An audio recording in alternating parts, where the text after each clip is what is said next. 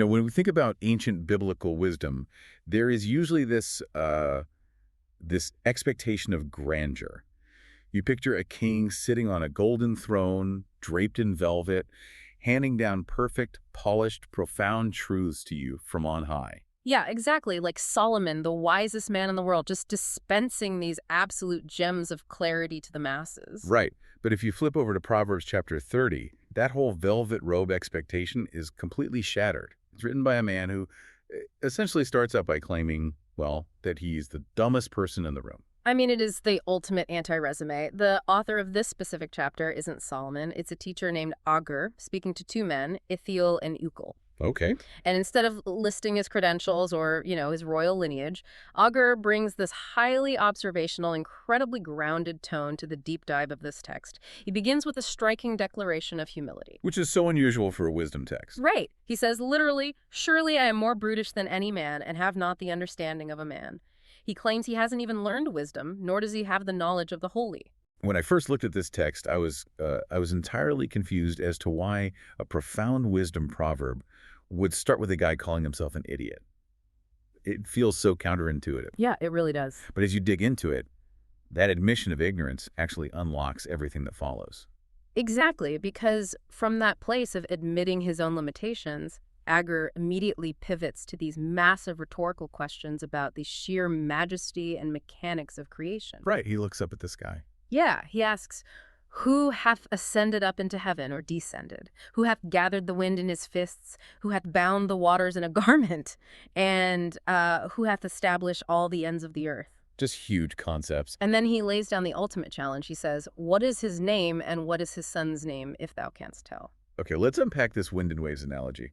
Because compared to our modern reality, Agur sounds completely helpless. He looks at the vastness of the universe, the wind, the oceans, the literal limits of the earth, and his immediate response is to recognize how infinitesimally small his own understanding is. Oh, absolutely. He knows he's out of his depth. Contrast that with today.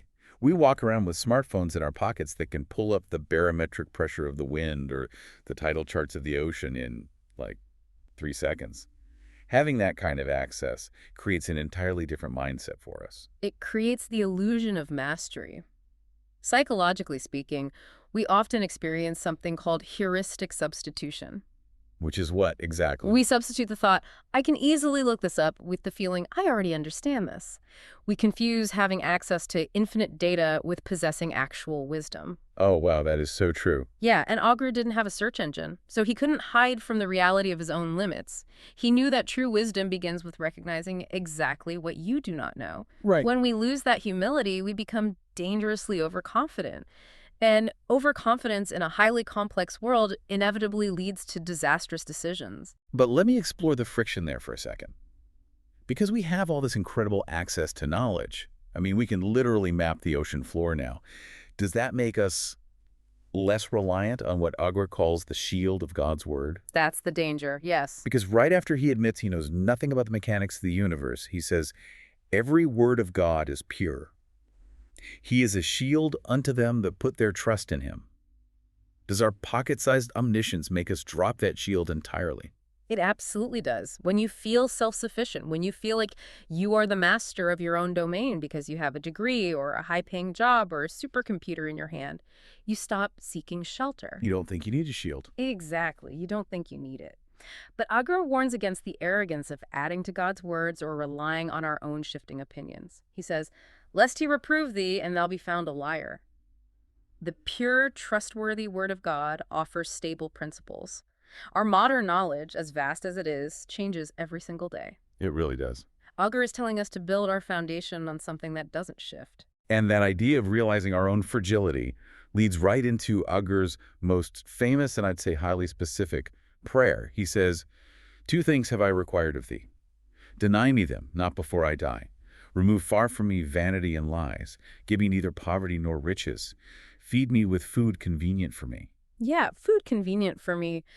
It essentially translates to his daily allowance or his necessary daily provision. Just enough. Right, nothing extra, nothing lacking, just exactly what he needs for that day. Wait, let me play devil's advocate here because this is where I really struggle with Agur's logic. Isn't ambition a good thing? I mean, in our culture, if you aren't striving for wealth or the next promotion or building a massive safety net, you're considered to be falling behind. Sure, that's a narrative we hear constantly. How is settling for just enough not just a pious excuse for complacency or laziness? Well, that is a very modern Western critique, but it completely misses the mechanism of Agur's self-awareness. Yeah. He isn't championing laziness, he's diagnosing human vulnerability. Yeah, how so? He explains exactly why he prays for this middle ground. He says, "Lest I be full and deny thee and say, 'Who is the Lord?' Or lest I be poor and steal and take the name of my God in vain." So it's about the extremes. Exactly. He understands that extreme wealth breeds an arrogant, toxic self-reliance. You get so insulated by your money that you forget you need God. On the flip side, extreme poverty breeds desperation. Right, which can compromise your integrity. Yeah, and cause you to dishonor God just to survive. So he recognizes that both extremes are a trap. It's not about the money itself. It's about what the money, or the lack of it, does to the human heart. Precisely. Agur isn't asking for mediocrity, he's asking for spiritual equilibrium. Wow. He knows that his relationship with God is the most vital thing he has, and he is proactively asking God to remove the environmental factors, too much wealth or too much desperation, that might damage that relationship. Here's where it gets really interesting, because Agur doesn't just politely request this balance and move on. He illustrates the absolute nightmare of what happens when we don't have it. He hits us with this visceral imagery of unchecked human desire. He introduces the horse leech. The horse leech, which is actually an aquatic worm that literally feeds on the blood of its host. That is horrifying. Right? He says, the horse leech hath 2 daughters, crying, give, give. And alongside that terrifying vampiric image, he lists 4 things on earth that are never satisfied, that never ever say, it is enough. Yeah, he lists the grave, the barren womb, the earth that is not filled with water, and fire. Just insatiable things. Those metaphors are brilliant because they describe mechanical impossibilities of satisfaction. Think about fire. Fire physically cannot look at the wood you give it and say, "I'm good, thanks." Right, it just keeps burning. As long as there's fuel and oxygen, the chemical reaction of fire will continually consume until absolutely nothing is left. It has no internal off switch. And isn't that the exact psychological mechanism of our modern consumer culture? I mean, it operates purely like the horse leech in the fire. We are constantly told we need the next phone upgrade, the bigger house, the next achievement, just to maintain a baseline level of happiness. Oh, absolutely. It's the hedonic treadmill. Yes. You run faster and faster, consuming more and more, but you stay in the exact same place of dissatisfaction. You are just 2 daughters screaming, give, give, completely blind to the peace of having enough. That is the exhaustion of modern life. When your desires have no boundaries, they eventually consume you. Which is exactly why Agur immediately shifts his focus away from the exhausting, insatiable nature of human desire. He looks for a solution. Right. If human ambition is this raging fire, how do you put it out? Where do you find a model for enough? Agur finds it by looking down at the dirt. He observes the grounding, quiet rhythms of nature. He points out 4 things on earth that are little, but exceedingly wise. I love this transition.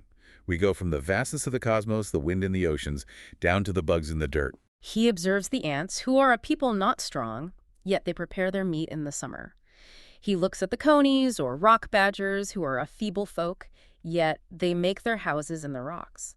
The locusts, who have no king, yet go forth all of them by bands, and the spider, which takes hold of her hands and finds her way into kings' palaces. Let's look at the mechanics of why these creatures are considered wise, because they really are the ultimate efficient startup teams.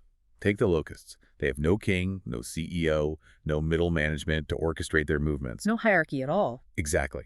Yet, through pure instinct and swarm intelligence, they band together and completely change the landscape. Or the ants. They are incredibly vulnerable individually, but they do the hard, disciplined work of preparing in the off-season. They don't need a power structure whipping them into shape. They just have instinct, cooperation, and diligence. And look at the rock badger.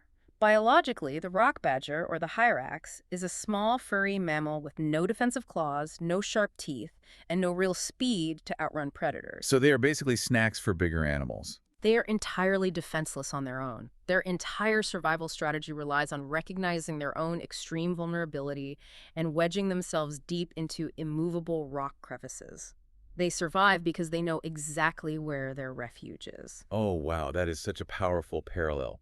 Because earlier, Agur called God a shield. The rock badger is the living embodiment of relying on a shield. It doesn't puff itself up and pretend to be a lion. It admits it's feeble and hides in the rock. Exactly. Wisdom isn't always about being the strongest or the smartest. It's often found in the simple, everyday observation of our own limits and knowing where to find security. But Agur doesn't let us stay comfortably watching cute animals. He immediately follows up this nature documentary with some brutal warnings about human restraint and toxic social behaviors.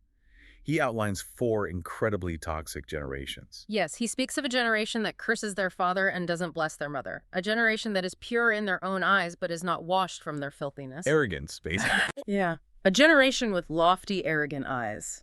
And a generation whose teeth are like swords, ready to devour the poor and needy from the earth. The imagery he uses for the consequences of this behavior is so intense. For the one who mocks their father and despises obeying their mother, Agur says, "The ravens of the valley shall pick it out, and the young eagles shall eat it." Your eye, that is. Your eye. It is visceral, violent imagery. And his advice for dealing with the root of this arrogance or rising anger is incredibly physical. He says, "If thou hast done foolishly in lifting up thyself, or if thou hast thought evil, lay thine hand upon thy mouth." Just physically cover your mouth. It sounds almost childish at first, just put your hand over your mouth. But he explains the underlying causality of why this is necessary. He says, "Surely the churning of milk bringeth forth butter, and the wringing of the nose bringeth forth blood. So the forcing of wrath bringeth forth strife." The mechanics of cause and effect. You churn milk, the physical agitation changes the molecular structure, and you get butter. You wring a nose, you rupture the blood vessels, and you get blood. It's guaranteed. And the same biological and psychological mechanics apply to human anger. When you force wrath, when you choose to escalate an argument, when you let that sarcastic, biting comment slip out, you are triggering a physiological response in the other person. You trigger their amygdala. Exactly, their defenses go up. Strife isn't just a possibility, it is the inevitable chemical result of forced wrath. By literally laying your hand over your mouth, you interrupt the cognitive loop of anger. You break the circuit before the damage is done. If we connect this to the bigger picture, oh wait, you usually say that. I do. But yes, if we connect this to the bigger picture, we can see that this chapter isn't just a random collection of animal facts and behavioral tips. The humility, the prayer for balance, the lessons from the dirt, the physical restraint of anger, they all build a cohesive, profound theological framework for how we trust God. They really do. Because to actually use a shield, as Agur suggests, you first have to abandon your pride.